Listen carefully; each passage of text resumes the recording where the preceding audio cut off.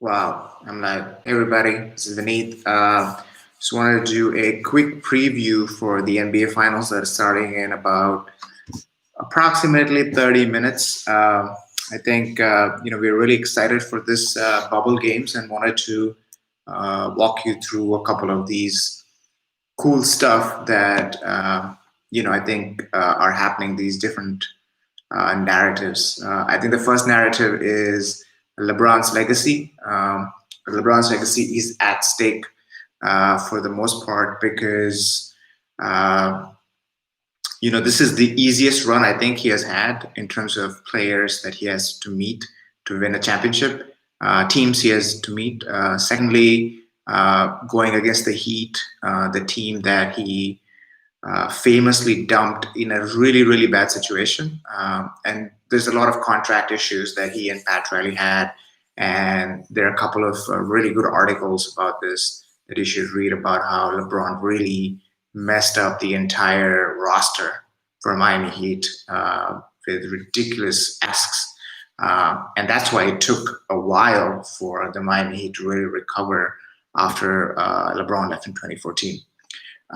So that one narrative for me is the most interesting. I think Pat Riley is kind of like a mafia guy. He wants revenge, and he has said a lot of really interesting, kind of subtle jabs at LeBron, and I think it would be really cool to see, uh, you know, uh, what LeBron gets done. I think the for me personally, if you have been following Ballers Bay on Instagram and all our daily takes, you know that I am rooting for the Miami Heat, mostly because I just think that it's an underdog story. They have a great team. They have a great matchup against the Lakers, and sometimes it's just fun to root against the underdogs. Sorry, root for the underdogs. So that's one narrative that I'm really happy about.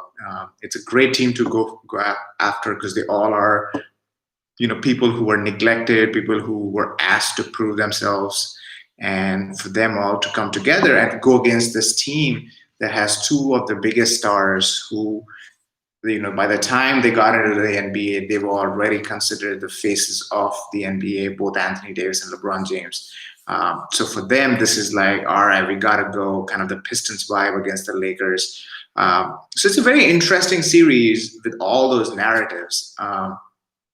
So I think it's going to be exciting. I think uh, Eric Spoelstra. So again, going back to why I think LeBron, this is kind of like a LeBron legacy thing more than anything, in my opinion, is because if you had to make a list of 10 people that you would put together in a team, including coach and general manager and all of that stuff, against a LeBron led team, you would probably pick. I mean, other than just putting all the stars that the Golden State Warriors did, you would probably pick a roster of you know Jimmy Butler, Iguodala, Eric Spoelstra as the coach who coached LeBron for 4 years and saw LeBron basically get manhandled by the Mavericks as well as the Spurs, knowing exactly what they did to stop him and what actually stopped him. Then you have Pat Riley, who has got decades and decades of experience with different lineups.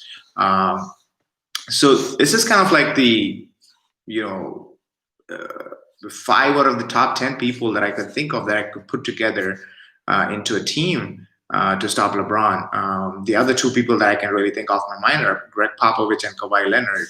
But other than that, so it's kind of a team that's built to go against LeBron, a LeBron team. Now, obviously, AD adds another crazy wrinkle where AD's just a beast, man. I mean, he does things on the floor that you probably would not see from a lot of superstars. AD is one of those players that can get you a 40 and 15 without even trying. He really can, and so he is another person that I think will have something to say in this finals. He will come off as the probably the next the best big man after this, after the NBA Finals. He could be the top dog. He's obviously, depending on how you like your game and how you like your things, you can decide whether AD is better than Giannis and better than Nikola Jokic. These three, or then like you can add Joel Embiid in that mix. But these four are kind of the top dogs when it comes to the five position. And so I think Anthony Davis will have something to say. He's been having a monster playoffs. And silently, it's not like you watch a game of the Lakers and you see, oh, AD's dominating. It's just AD's dropping. I think he's averaging 30 and 10 right now, something like that. And so that's one narrative I think that would be interesting, which is AD's accession to, clearly like putting himself above Giannis, because hey, Giannis is MVP and Giannis has got this and Giannis got that. But AD, AD could have won MVP too when he took the New Orleans to the playoffs, in a very, very stacked Western Conference. And now you just put one superstar with him and, they're making the NBA Finals. That's something to say.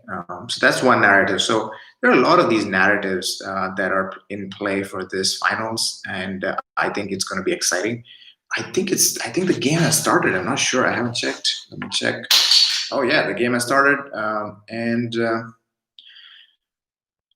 Tactically, there are a lot of things I can talk about, and I think we talk about a lot of this in our in our daily takes, but you always have to watch the first game to know exactly what is happening. And I think I'm going to let all you guys go. Hopefully you guys will see this. There's just one person right now, but I wanted to do this. I think it's really fun, and thanks for watching whenever you guys watch it. See ya.